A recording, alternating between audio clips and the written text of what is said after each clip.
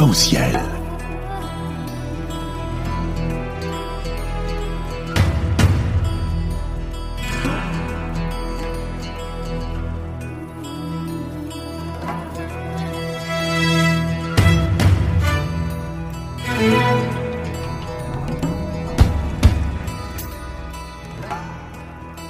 Arc-en-ciel, chaque dimanche, actualité, culture, économie, société et animation festive.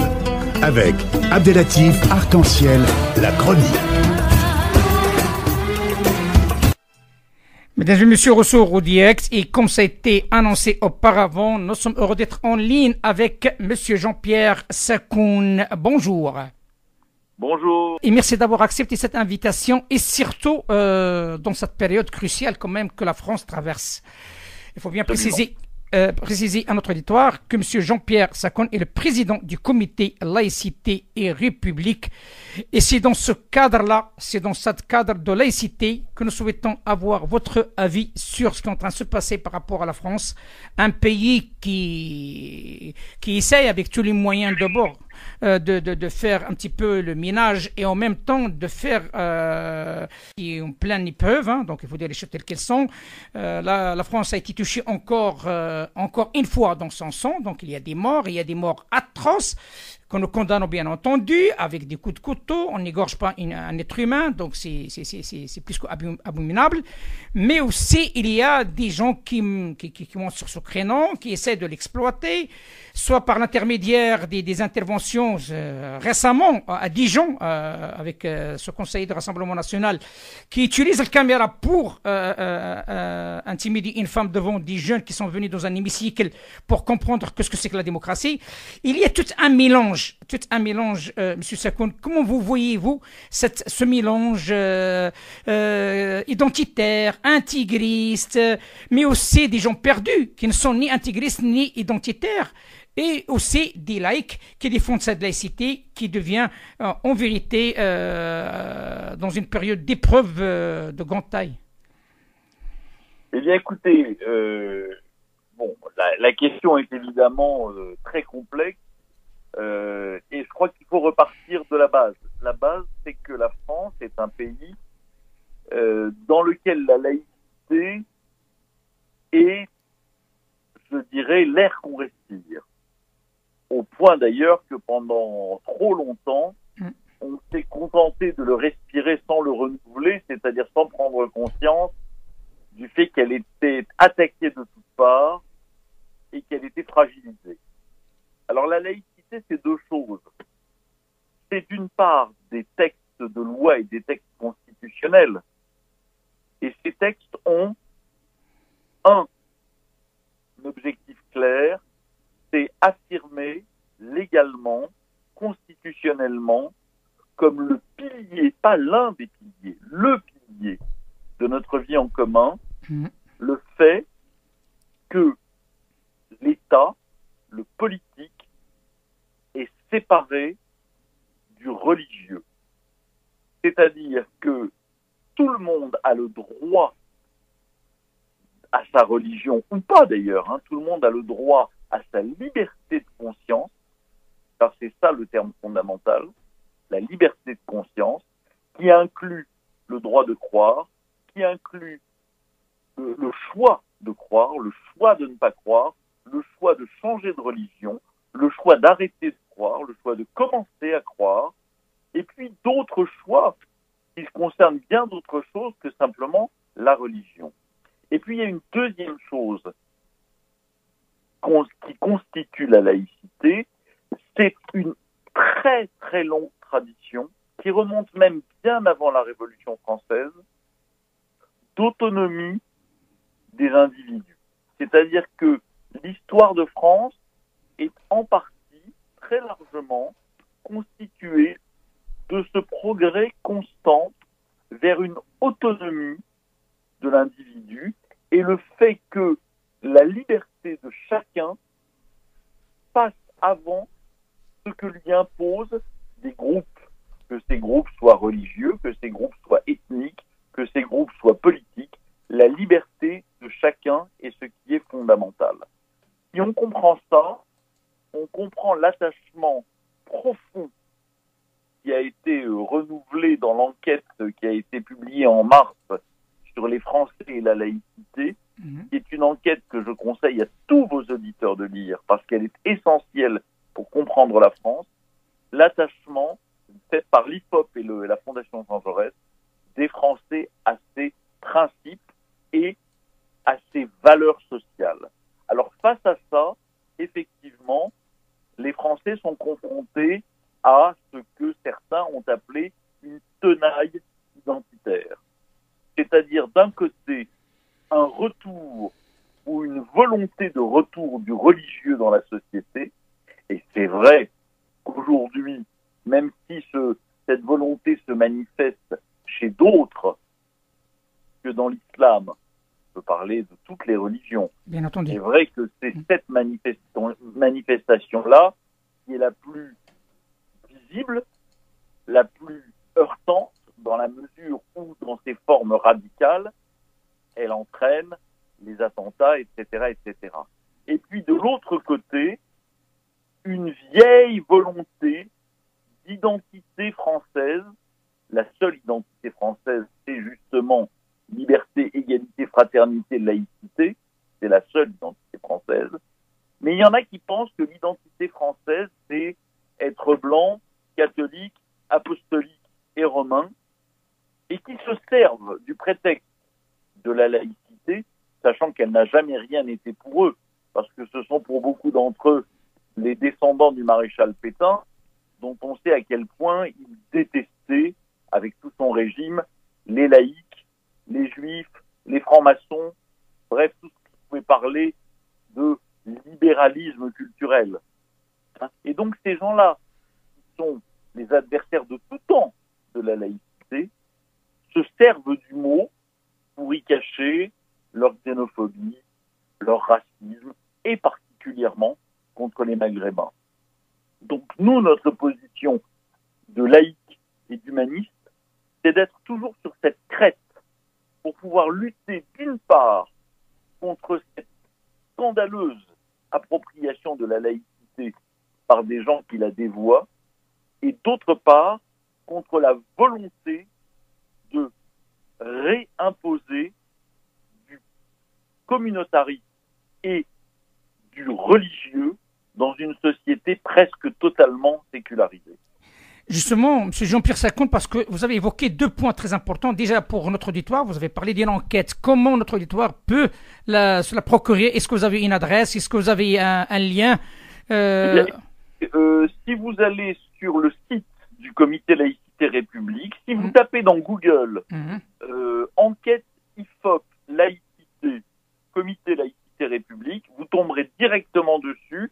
Et comme nous avons, il y a quelques mois, organisé une table ronde avec les auteurs de cette enquête, ils nous ont donné une version un peu plus élaborée et un peu plus complète que celle qui avait été publiée. Donc si vous allez sur notre site, vous verrez, elle est complète, elle est entière et très détaillée. Donc site du Comité Laïcité République. On est bien d'accord? Absolument. Parfait. Il y a une deuxième réflexion que vous avez parlé, sincèrement ça m'a touché, parce que vous avez parlé d'un nouveau ère que la laïcité doit le reprendre, parce que là, il y a, comme si vous êtes en train de me dire, il faut qu'il y ait une mise à jour quelque part. Bah non. Il faut la défendre, mais pourquoi y aurait-il une mise à jour? Voilà, c'est justement, M. Jean-Pierre Sacon, la question, elle est là. C'est cette laïcité, maintenant, qui est en train d'être attaquée par l'ensemble des personnes et des institutions et des courants que vous avez cités tout à l'heure, donc je ne veux pas y en revenir, sauf que tout simplement on se trouve qu'il y a quelque chose qui a permis à ces gens-là, à ces institutions, d'oser d'attaquer cette laïcité dans son propre même. C'est-à-dire, est-ce que ce n'était pas le cas de la laïcité, donc est-ce que la loi était mal appliquée? Alors, oui, on peut dire que depuis un certain nombre de décennies, les lois qui constituent ce sécularisme et cette laïcité ne sont plus appliquées avec la précision et la rigueur qu'elles méritent. Alors, il y a toutes les raisons du monde. Il y a le fait que, jusqu'il y a une trentaine d'années, la question laïque pour les Français était réglée. C'est-à-dire, comme vous le savez, la France est l'un des pays dans lequel il y a le plus grand nombre d'athées et d'agnostiques. Ça ne veut pas dire que la laïcité, c'est l'athéisme. Exact. Ça veut dire simplement que dans ce pays dans lequel le pourcentage des croyants est assez faible et dans lequel le pourcentage des croyants et pratiquants est encore plus faible, tout le monde, croyant et non croyant, trouvait tout à fait normal que les croyants pratiquent leur religion avec dans le calme, dans la discrétion, sans se cacher, mais sans vouloir l'imposer aux autres, et tout le monde vivait cela tout à fait normalement. Et puis, depuis, on peut dire, les années 80, à travers un certain nombre d'événements qui ont modifié l'atmosphère et le contexte social et politique de la France, on s'est rendu compte que un certain nombre d'entrepreneurs identitaires, qu'ils viennent de l'extrême droite, qu'ils viennent d'un islam radical et politique qu'on appelle l'islamisme, ou qu'ils viennent d'une extrême gauche qui s'est raccrochée à cet islamisme, ou qui l'a accompagné avec d'autres théories spécifiques comme le décolonialisme, l'indigénisme, l'intersectionnalité, etc., remettent en cause ce pacte social et politique qui est la laïcité. Mais souvenons-nous que lorsque l'on pose la question aux Français de savoir s'ils sont laïcs, et en leur demandant précisément ce qu'ils entendent par laïcité, parce qu'on peut y fourrer beaucoup de choses, eh bien ils répondent oui à un pourcentage qui varie de 84 à 94%. Donc aujourd'hui, la laïcité n'est pas affaiblie dans le peuple, elle est affaiblie probablement dans sa mise en œuvre politique. Oui, ça c'est vrai. Et alors, qu'est-ce qu'il faut faire dans ce cas-là pour qu'il puisse être à l'aise, même dans son sens politique, comme vous avez dit?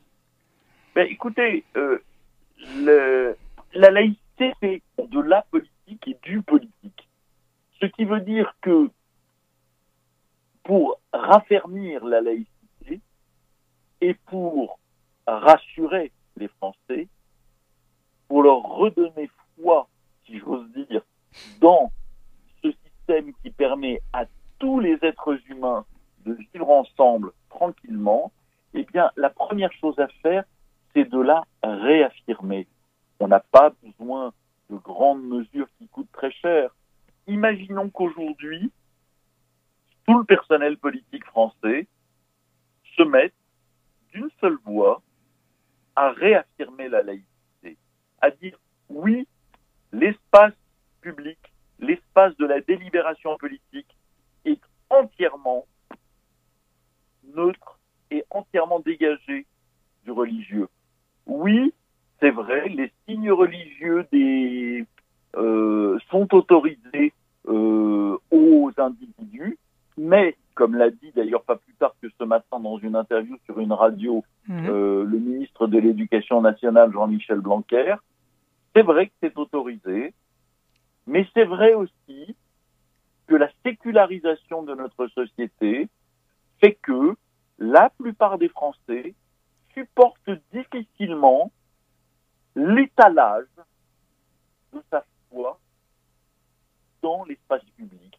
C'est vrai qu'ils se disent, ma foi, justement, si les gens avaient la discrétion et la gentillesse de ne pas faire savoir à tous et de ne pas affirmer avec une sorte d'exagération constante leur croyance, ce serait mieux pour tout le monde. Évidemment, ça ne mérite pas les réactions xénophobes et racistes que je dénonçais tout à l'heure.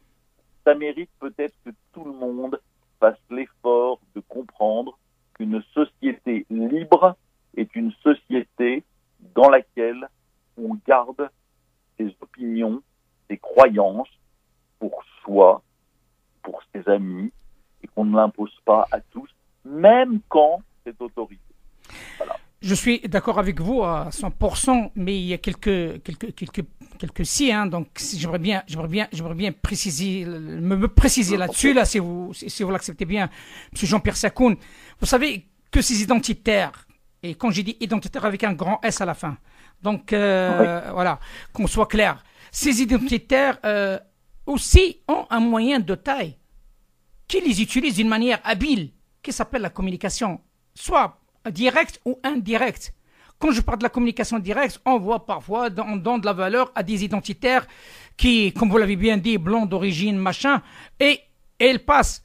Et ceux qui sont de l'autre côté, les autres identitaires, comment ils font se faire entendre à travers leurs actions qui sont méprisantes, les actions des assassinats, des attentats et ainsi de suite. Vous voyez le problème où il est? Le problème, c'est que simplement on vit dans un monde de communication.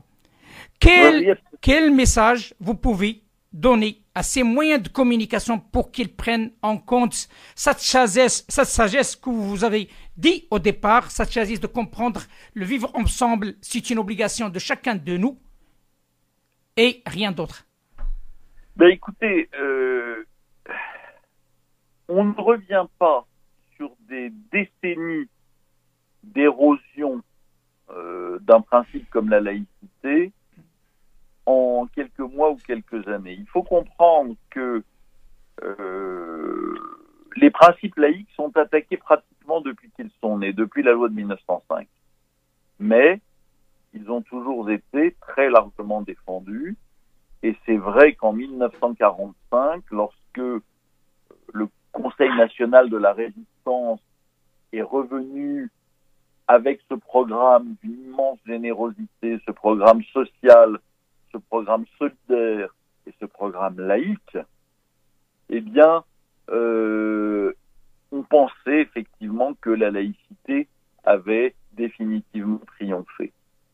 Et puis, eh bien, les identitaires de tous bords, avec l'apparition du Front National dans les années 70, puis son explosion en termes d'importance dans les années 80, d'un côté, et puis l'apparition de ces doctrines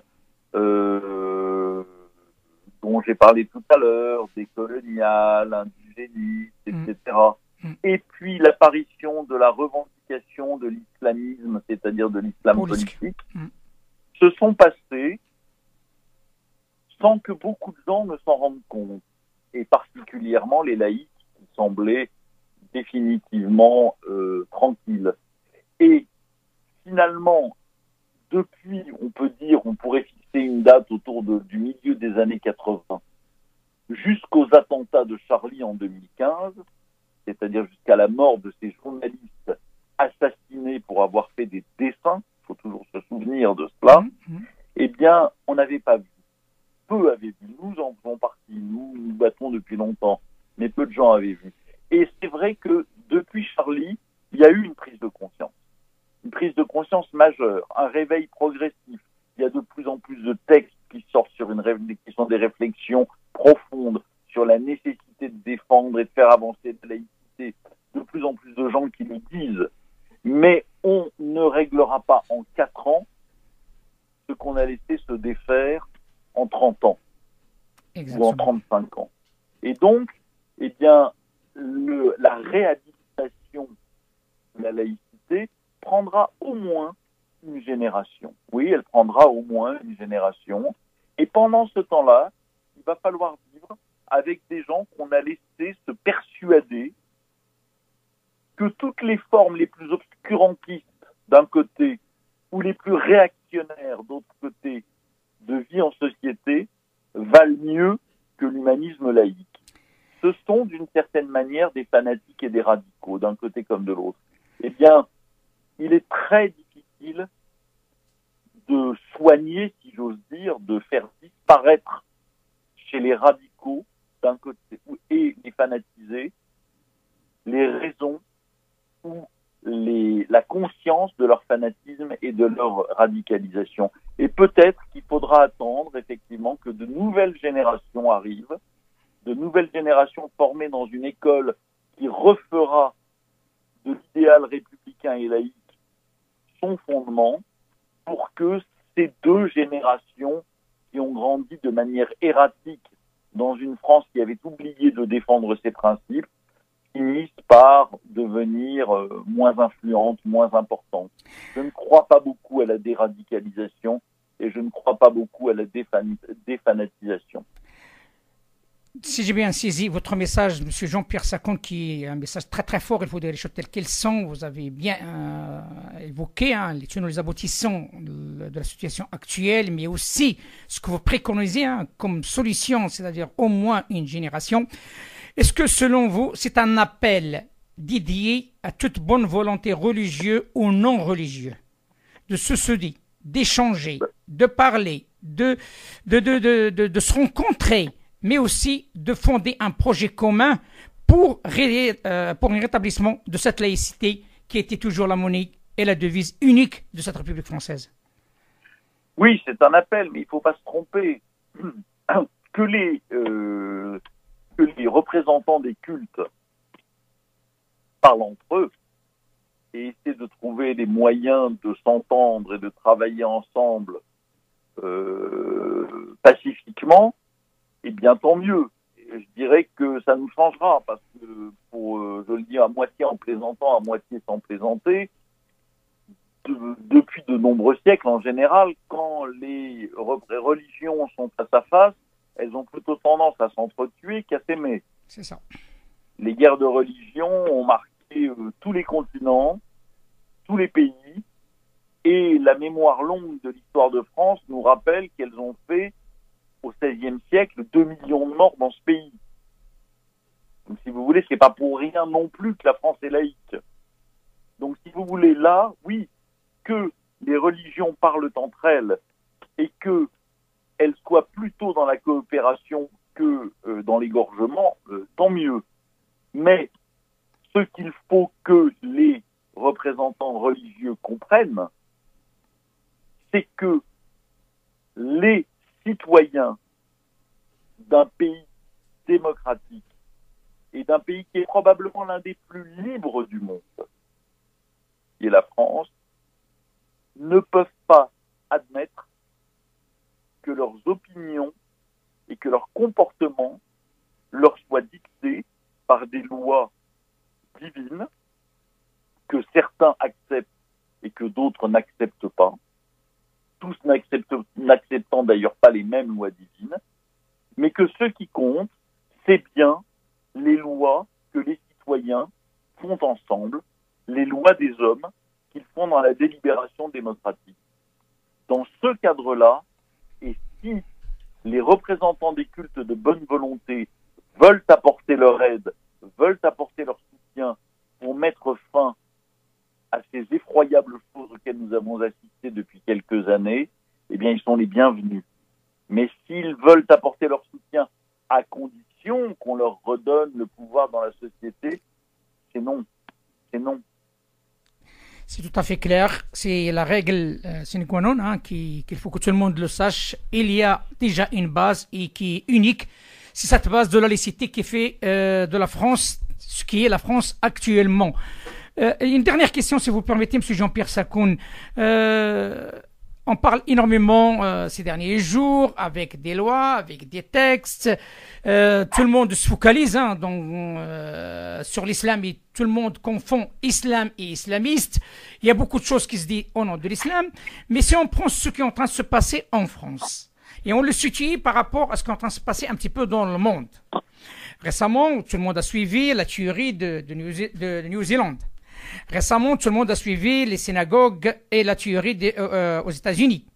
Tout le monde a suivi, bien entendu, la dernière tuerie encore, bien entendu, celle de la préfecture, mais aussi en Allemagne. Récemment, ce monsieur qui a attaqué le shish kebab, mais aussi avec son caméra, il attaque encore un synagogue. Et on trouve encore d'autres gens qui sont, heureusement, ce n'est pas une tuerie, mais c'est une tuerie morale, et je pèse mes mots morale, dans un hémicycle qui est le conseil régional de Dijon, et un Front National qui est en train, un Rassemblement National, qui est en train de se faire filmer. C'est ça où il y a le problème. C'est en train de se faire filmer par rapport à son discours vis-à-vis de cette mère qui comprend même pas de quoi il s'agit, qui vient avec les enfants pour les accompagner à l'école. Est-ce que peut-on parler que ce climat malsain c'est un climat plutôt mondial parce que l'humain commence à perdre un petit peu la boussole, parce qu'il y a un climat d'inégalité, d'injustice qui gère ce monde, et peut-être, pourquoi pas, de parler, comme j'ai parlé avec le colonel Alain Corvez, peut-on en train de vivre la naissance d'un nouveau monde multipolaire, peut-être sera meilleur que celui que nous avons vécu jusqu'à maintenant.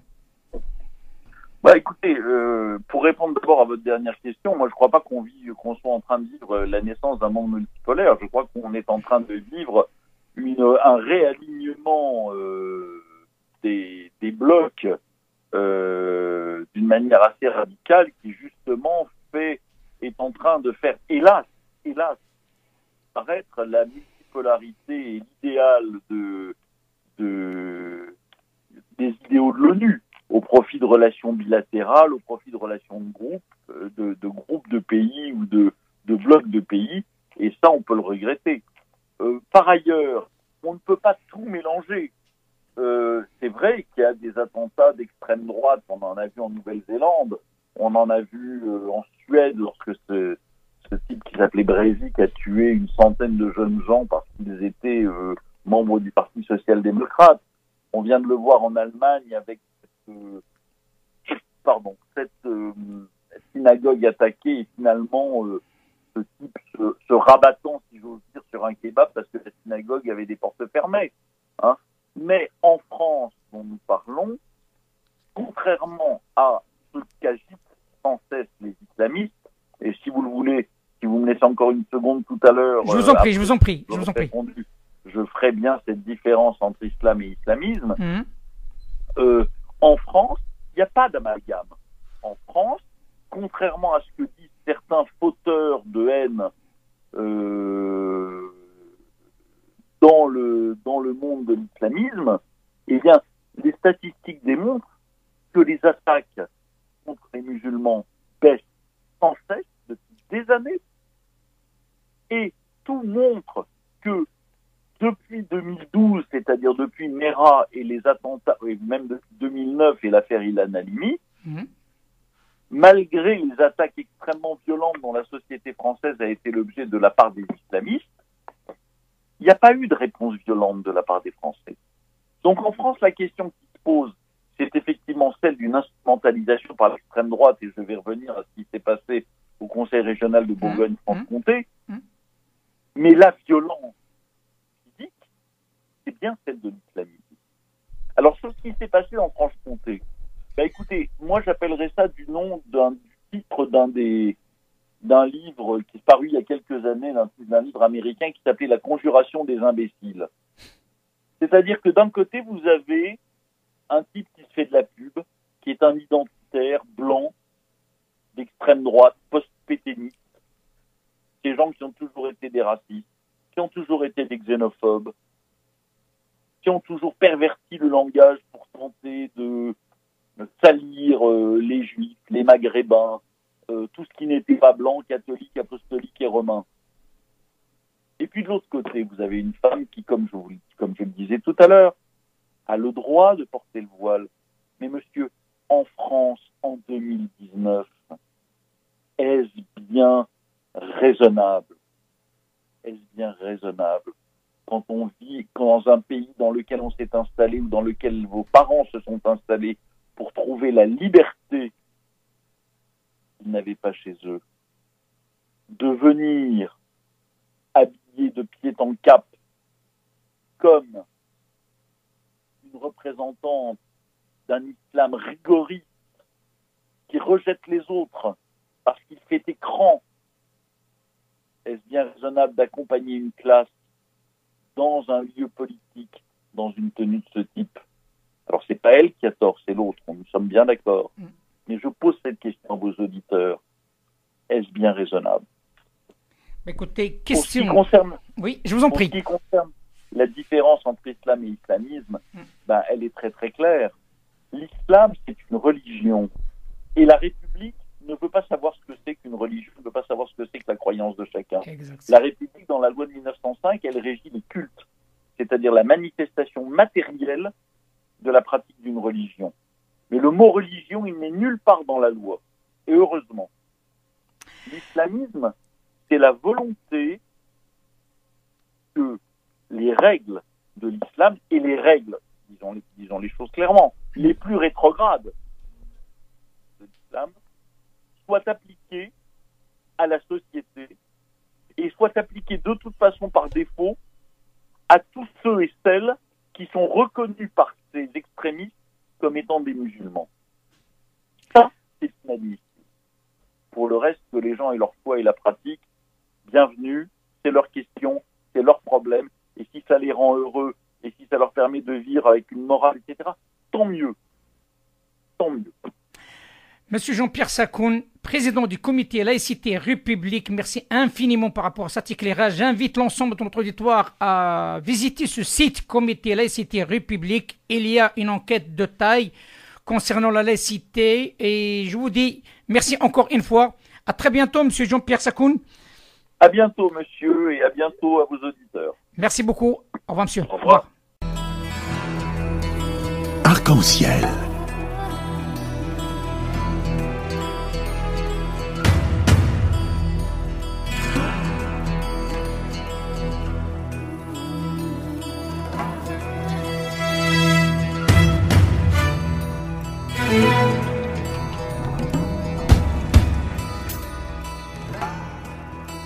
Arc-en-ciel, chaque dimanche, actualité, culture, économie, société et animation festive.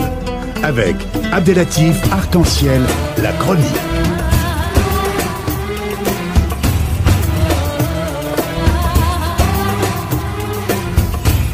Arc-en-ciel info.